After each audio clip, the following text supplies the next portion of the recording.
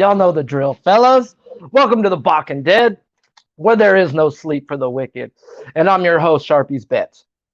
Later on in the season, when we get down to these 3-game, 1-game slates, I'm going to start bringing some people on. So, people y'all already know, people I'm going to fucking force them. I'll grab them by the neck. But if you don't know, you know. This show is sponsored by Prizepicks. Go on over there, use the promo code PubSports. Get your first $100 deposit for a $100 match bonus up to $100. So go use that promo code. Do yourself a favor. If you already used it, don't put it in your wife's name. And if you haven't smashed that fucking like button, go smash that like button. And once again, hit the retweet, the share, tell everybody about it except your grandma, because you know I could be a little foul at times. But we got 6 games to tackle, so let's tackle this fucking night card, guys, and let's make some fucking cash. First game up, we got the Blue Jays at the Yankees. Primetime game for primetime pitchers, guys. We've got Guzman versus Luis Severino. Guzman did have a lackluster performance last week, but had no control of his splitter. And that's a big, big pitch with Guzman.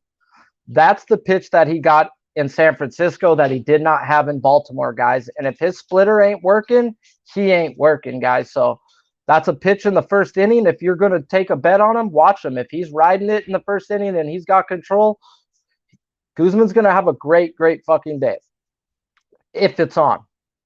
To me, he is a wait and see, but I expect a big bounce back day for the Yankees team that's only batting .236 with a .735 OPS versus right-handed pitchers. Pretty much league average. So I expected a bounce back day from Berrios yesterday too. That didn't work out either. It looked good for a second or two, but damn, Berrios is Berrios in it, man.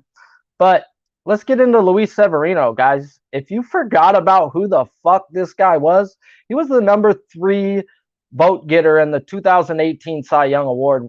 So the dude freaking is legit. He is a beast. Just injuries have plagued this guy and has plagued him to the tune of he's pitched 3 innings in his first inning out, and that was his first 3 innings in the last fucking 2 years starting as a pitcher. So Luis Severino to me is I can't bet on him knowing he's only going to go maybe 4 innings, but if he is anything like he used to be, he was an ace. Blue Jays are smashing right-handed pitching to a tune of 258, 811 OPS. Okay. There are some hitter batting numbers there, but like I said, neither of these teams have seen these pitchers in over 2 years, and these pitchers are different pitchers by then. When Severino was on in 2018, left-handed hitters hit 252, while right-handed hitters hit 227. The Blue Jays are predominantly a right-handed hitting team. There is like one guy on their whole roster, shout out to Maxwell Smart, who hits left-handed. So this does favor Severino in the first few innings. Then they're going to get into some bullpens, guys. So if you're taking hitting props on a game where these pitchers are expected to go good and both of these bullpens are good, you better be careful because I expect a good low-scoring game in this game, and they will be quick to go to the bullpen in New York, and New York's bullpen has been elite this year. So I can't pick any batters. No one, like I said, had more than any at-bats in the last 2 years versus these two guys. So if I was to pick someone to be on, I'd expect Guzman. But I'm not trying to fade any of these bats, but any of these pitchers. But those Blue Jays bats have been humming. So if you're on any one of those Blue Jays today, I can't hate you. But you're playing with fire with a decent pitcher and a stacked bullpen.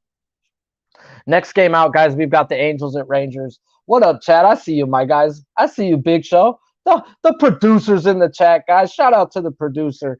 Let's get into this, though. It's Ohtani Day, bro. It's almost as good as Kershaw Day, but my kids got to go to school on Ohtani Day. Kids don't got to go to school on Kershaw Day. Reports coming out of spring for Ohtani, guys. He was focused more on pitching this year than he was on hitting. And they made the Ohtani rule this year for him, where a pitcher can exit the game and enter as a DH. The Ohtani rule. That is fucking bullshit, but whatever. It allows him to focus more on pitching if they like. So I can't hate it if Ohtani wants. They made a rule for the guy. They want him. So I expect big things from this year. He's more focused on pitching. I know last year he had drastic splits. His home road splits were crazy. A 1.95 at home and a 5+ on the road. He was better in day games than at night. He is in a night game and he is on the road. And I could see a lot of people trying to back Dunning here. Last year, Ohtani was 3-0 with a 2.86 ERA and 4 appearances versus the Rangers. Yes, it is a different Rangers team this year.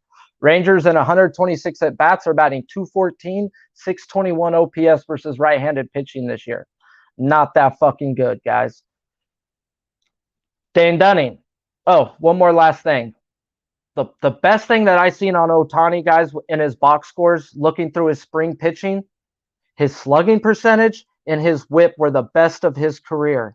If he could control, and he's been showing he could control himself, if he could control himself, this guy might be your Cy Young Award winner this year. Freaking American League MVP to Cy Young Award winner the next year. This guy might become the legend that we think of as of Babe Ruth. So there might be a new salt in the SWAT coming to town, guys. No Rangers have more than Dane Dunning now. Almost jumped ahead of myself. Dane Dunning. Last week he held down a Jays team that's been smacking right-handed pitchers, but has a career 4.42 ERA and was 1-2 last year with a 7.71 ERA versus the Angels. Not going more than 5 innings out in any one of his games last year. The Angels are batting 250, 740 OPS this year versus right-handed pitching. No batters have more than 10 at-bats versus Ohtani. No Angels have more than 10 at-bats versus Dunning. Last year, left-handed hitters hit 279, while right-handers hit 271 versus Dunning. Okay? Dunning hasn't been that good. He's been serviceable. And there's been times to bet on and bet against Dunning. The Blue Jays hadn't seen Dunning. The Angels have. This is a divisional game. This guy is not getting nothing past nobody here, guys. So I'm looking at an Angels stack in any type of way on DraftKings. On Prizepicks, I'd be looking at Trout. Trout's fantasy points. Trout hits righties and lefties the same. He smacks. And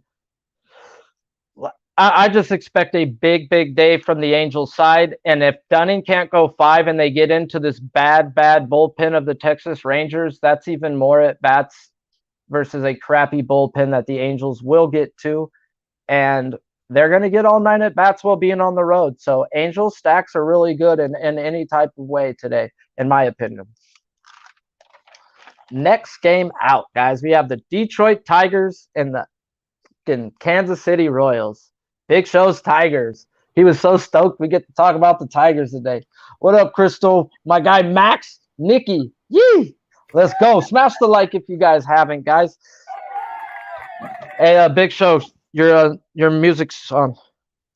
We have Casey Mize versus the old man Greinke. Mize has been electric. He's got super electric stuff. I like him, guys, just not when he's versus his own division. Last year, he did own the Royals with a 2-1 and 6 appearances. He went 2-1 and 6 appearances. So he did really good numbers-wise versus the Royals in 6 games. He will not go more than 75 pitches. AJ Hinch at the beginning of the year straight up said Skubal, Mize, Manning, all of his young arms will not be going more than 75 in the month of April. And in May, they will unleash them. So Mize, Skubal, and them, it's going to have to be like first 5s if you do like them, or fantasy scores. You need to take into effect that he will not be getting quality starts on Prizepicks. So if you're looking towards the unders, overs, you need to take that stuff into effect. 75 pitches is 5 innings without getting into trouble, guys. So you got to think that through.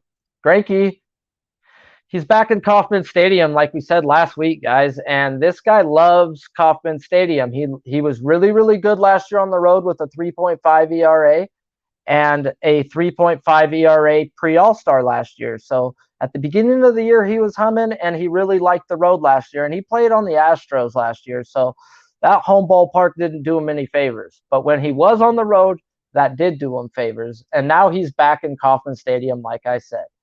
The best pitcher's ballpark in all of baseball. So Greinke, to me, is bet on in these early months of baseball. He's got a good ERA and a good pre-All-Star ERA, like I said, and a good pitcher's ballpark ERA. I just don't have the balls to bet on Greinke myself. I just been salty with him for a few years, but the guy is bet on at this part of his career at this time. Sorry, guys. That's what happens when you get super baked before the show. Ha! My bad. But let's get to this part. Detroit's batting a putrid 188 average with a 621 OPS versus right-handed pitchers this year, guys. And no batter has seen Greinke more than 10 at-bats. They're not hitting. Greinke's a savvy veteran. And I would look at Greinke's over today, guys. I mean, fantasy score and Prizepicks. I mean, I know I sound crazy as hell saying that, but I would. Perez is batting a 467 and 15 bats and 1 home run versus Mize career. Nicky Lopez is 417 and 12 at bats. Benintendi and Hearn in a very small sample size have home runs versus Mize. Like I said, I don't like playing Mize in the division. When you see somebody that many times, you're going to have good games. You're going to have bad games. I'm not trying to guess when those are. Detroit's pin has been pretty decent with a 3.92 ERA. And like I said earlier, they're not going more than 75. So these pins have seen a lot of work this year, and they've done their fucking job. So you've got to think taking fantasy scores, it's not just starting pitching. You've got to look into the bullpens as well. Next game out, guys. Braves and fucking Padres. We're right here in San Diego, California, where I live, unfortunately. North County, California. I'm the last fucking town. So go Dodgers. What up, Big Noli? Go Doyers. What up, G? My guys are in the crew. I see you, Kenny. Smash the like if you haven't, like I smashed BBWs on a Friday night, because it's too unhealthy to do it more than that. Once a week, guys, is only time I got, because it's capping baseball, because there's no sleep for the wicked. We've got Charlie Morton versus Musgrove, guys. Two what I consider aces of their ball team. Morton's home road ER splits were pretty much the same ERA-wise. I don't look to fade him at all. If you look to fade him last week because of his last year's April stats, I'm sorry. You should have looked farther into it. His years before, he was dominant in April. So a guy who's been around the league like Morton and Musgrove, you got to look farther back. These guys have a track record, and you've just got to trust those track records in baseball, because the numbers don't lie all the time. But like the man Noli told me, numbers are like lawyers. They don't lie all the time. They just don't tell the exact truth. And it's our fucking job, guys, to figure out the exact fucking truth, okay? So, Charlie Morton, like I said, his splits were good home road, but he was even better at night, where he had a 1-run ERA less. And tonight is a night game in San Diego, where it has been chilly. Musgrove, on the other hand, last year had a 2.92 ERA and a 3.4 on the road. His day-night splits where he was better at night by a whole run also. So we're getting Musgrove, who's better at home and at night, and we're getting Morton, who's pretty much the same home road, and he's better at night. We're getting two dominant pitchers. Atlanta versus righties this year in 170 at-bats is batting 218 with a 704 OPS, while the Padres in 167 at-bats are batting 240 with a 639 OPS. So neither of them are really connecting and squaring up the baseball here, guys, on this team throughout the whole roster. So I'm looking at no run first inning in this game. I'm also on the under first 5. I love this game to be a pitching game. Watch me be wrong, though. Let's get into some batters. Profar is the only one with more than 10 at-bats versus Morton, batting 364 and 11 at-bats. And he's fucking smoking this year, guys. He's smoking more than me, and I smoke at least a half ounce a day, guys.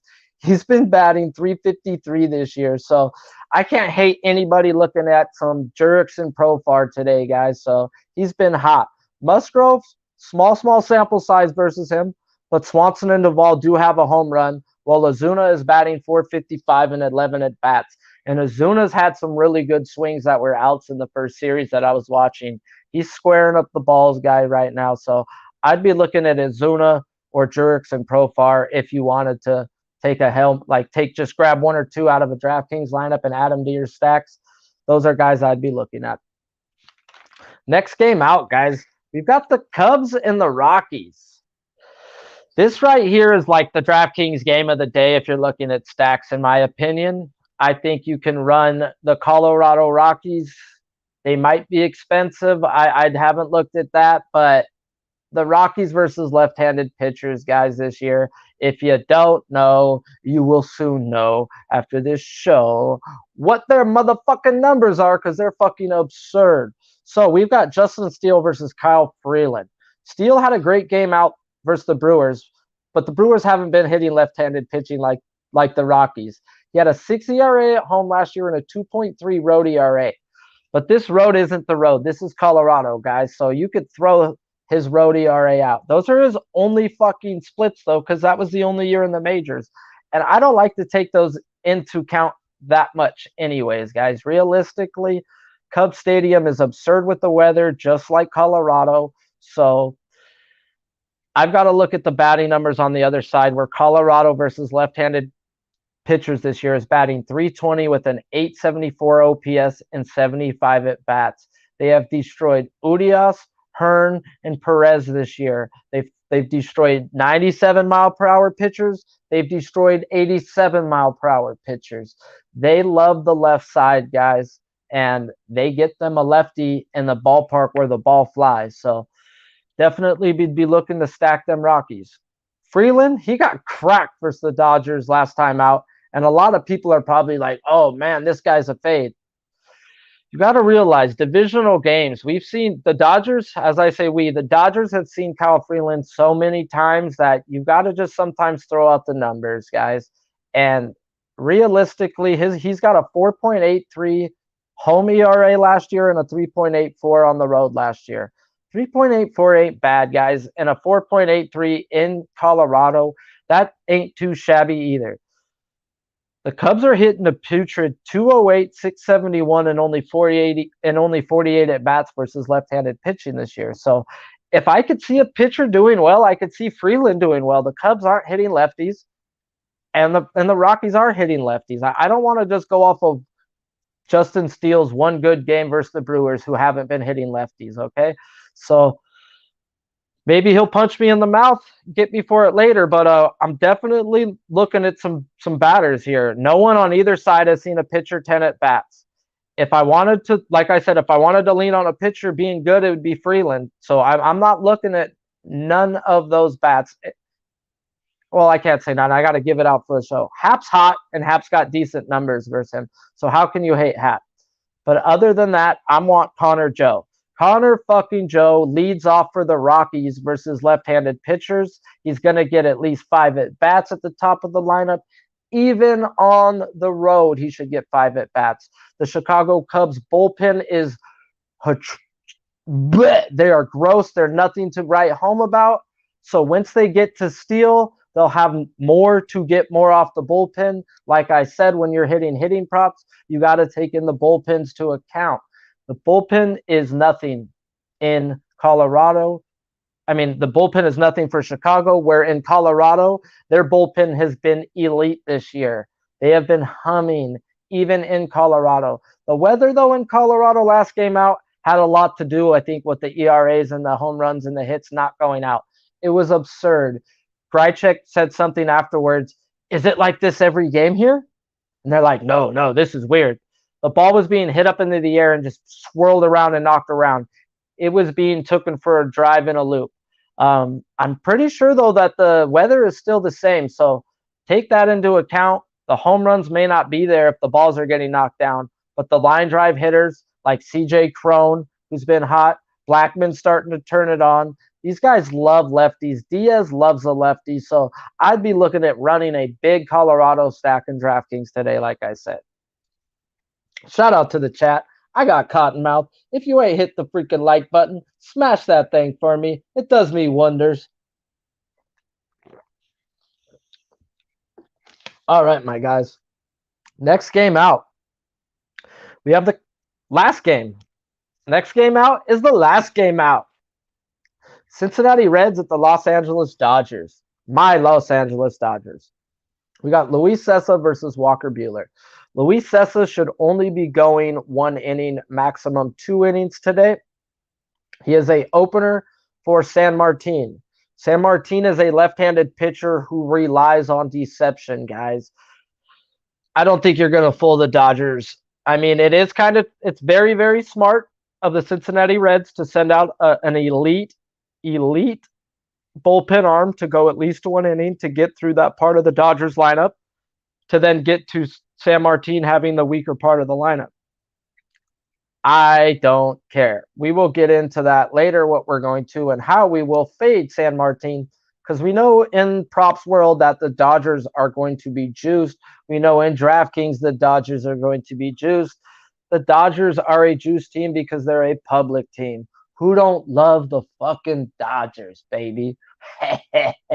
Okay, some of you guys don't because you don't like our team, but that's okay. Walker Buehler, guys, I didn't want to be personal about it, so I had to ask Noli, and he's told me what I said. Walker Buehler, we did not like what we seen out of him last time out.